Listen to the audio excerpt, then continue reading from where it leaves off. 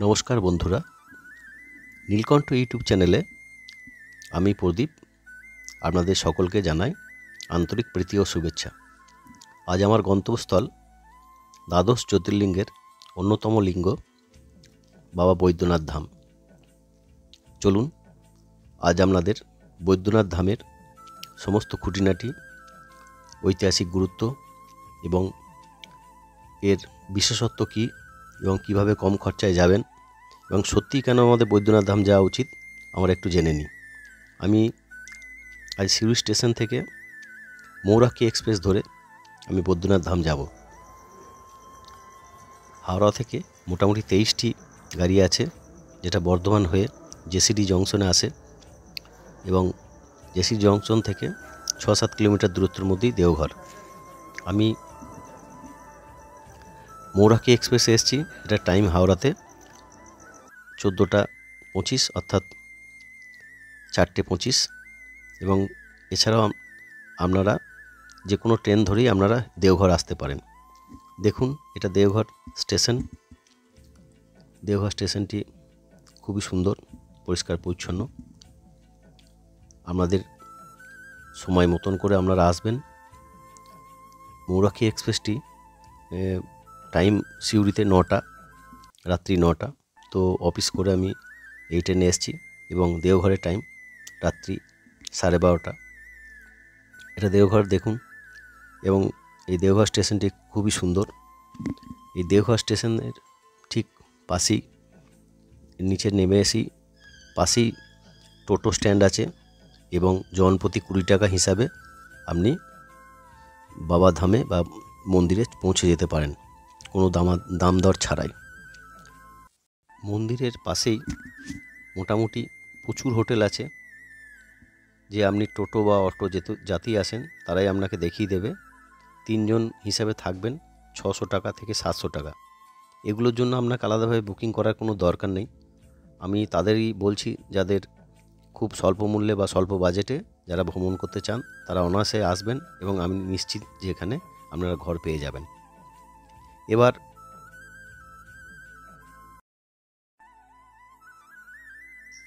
এই রাস্তা ধরে কিছুটা এগিয়ে গেলেই এই যে দেখছেন, এই রাস্তা ধরে মোটামুটি 3 কিলোমিটার থেকে 3.5 কিলোমিটার দূরের মধ্যেই বৈদ্যনাথ ধামের মূল মন্দিরটি অবস্থিত।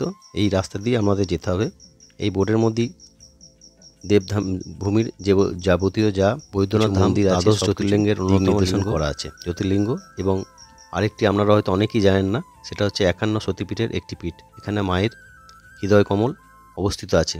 এই জায়গাতে আপনি এলে দেখতে পাবেন একদিকে দ্বাদশ জ্যোতির্লিঙ্গের অন্যতম লিঙ্গ এবং অপরদিকে মাতা পার্বতীর হৃদয় এখানে পতিত আছে। আপনারা এখন যেটা দেখতে পাচ্ছেন এটা হচ্ছে দর্শনার্থীদের রাস্তা। এর ওপর দিয়ে আপনাদের দর্শন করার জন্য যেতে হবে।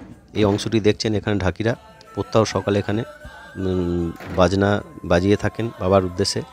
এই দূরে দেখছেন উপরে সবসময়তেই লাগানো হয়ে থাকে এখানে এই দড়ি।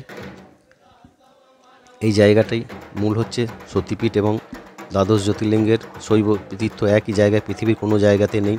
এই মাথায় যে চূড়ায় যে সরু ফিতেগুলো দেখতে পাওয়া যায় তার মূল অর্থ হচ্ছে শক্তি, শিব এবং শক্তির মিলন। এই যে জায়গাটি দেখছেন, এই জায়গাটি হচ্ছে স্টিলের ঘেরা। 2002 সালে 23শে জুলাই বাবুলাল মারান্ডি এই জায়গাটি তৈরি করে দিয়েছিলেন। এখানে অন্তপক্ষে 8 থেকে 10 কিলোমিটার হবে দৈর্ঘ্যে, দোতলা এবং নিচেতলা দুটো মিলিয়ে। এরপর এইগুলো অতিক্রম করার পর বাবার কাছে পৌঁছানো যায়। তো মোটামুটি খুব কম করে 2 থেকে 2.5 ঘন্টা এবং সর্বোচ্চ 4-5 ঘন্টা লেগে যেতেই পারে। আপনারা দূর থেকে দেখছেন বাবার মন্দিরের যে নিচে ঢাকিরা দেখছিলেন তাদের অংশ, এবং এই দেখুন স্টিলের ঘেরা। এই জায়গাটা হচ্ছে মন্দিরের পাশে। এখানে ফুল, গঙ্গা জল সব কিছু কিনতে পাওয়া যায়।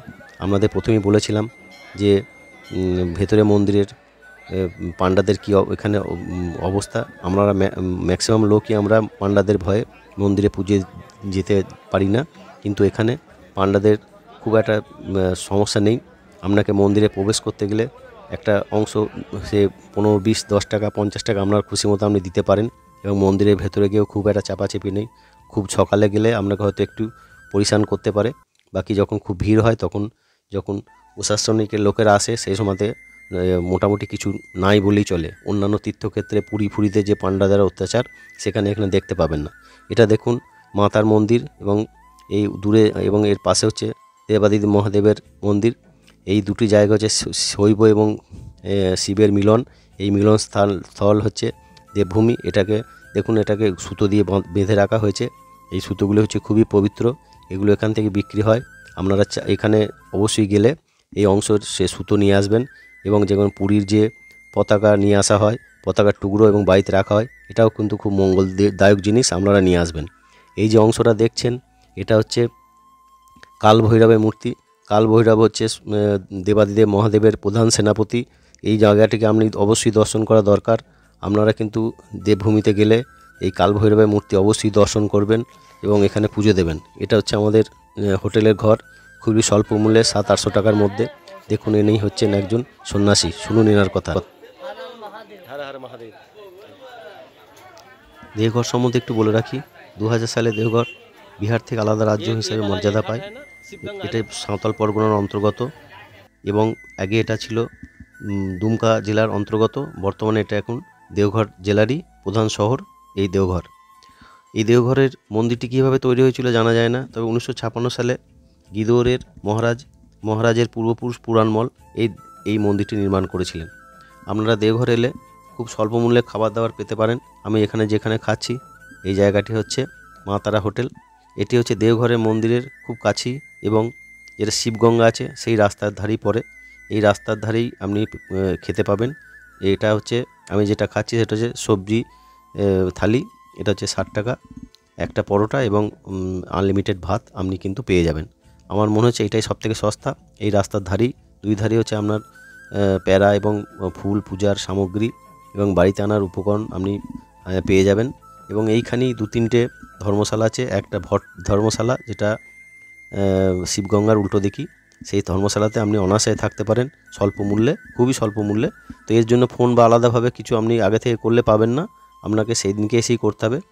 খুব অত্যাধুনিক মানে অতিরিক্ত ভিড় ছাড়া নর্মাল সময় আপনি এমনিই পেয়ে যাবেন। এই দেওঘর হচ্ছে একটি পবিত্র জায়গা। দেওঘর সম্বন্ধে আমাদের ইতিহাস একটু বলে রাখি। এটা হচ্ছে শিবগঙ্গা। শঙ্কর ভগবানকে তুষ্ট করে রাবণ নিয়ে এসেছিলেন এই দেবঘরে, এই জায়গাতে। এবং এখানে ওনার প্রচণ্ড লঘুশঙ্খ অর্থাৎ প্রস্রাবের বেগ আসে। এই সময় সামনে একজন বালক গণেশরূপী তাকে দিয়ে বলে যে এখানে মূর্তিটা যেন এখানে মাটিতে না নামানো হয়। উনি প্রস্রাব করে আসার পরে দেখেন যে সেই বালকটি নেই, এবং তিনি মাটির মধ্যে মূর্তিটা রেখে চলে গেছেন।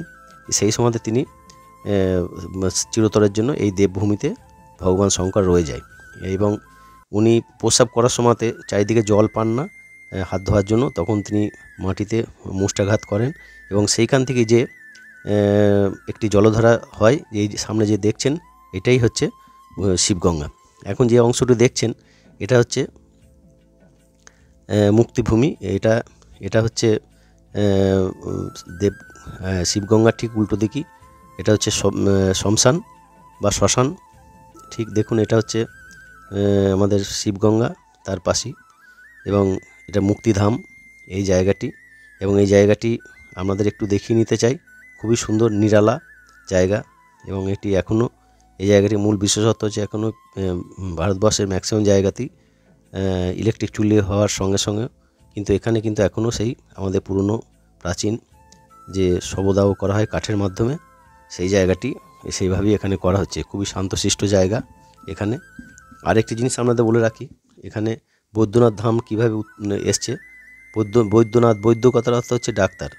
শঙ্কর ভগবানকে তুষ্ট করার জন্য যখন দশানন অর্থাৎ রাবণ যখন একের পর এক তার মাথাটি কেটে ফেলছে এবং শঙ্কর ভগবানকে উৎসর্গ করছেন, এবং লাস্ট মাথাটি কাটার আগেই শঙ্কর ভগবান ওনাকে তুষ্ট করেন, এবং ওনাকে এই দেবঘরে অর্থাৎ এই বৈদ্যনাথ ধামই ওনাকে শুশ্রূষা করেন এবং ওনাকে দীর্ঘায়ু লাভ করেন এবং সুস্থ করে তোলেন। এই জন্যই এর নাম হয়েছে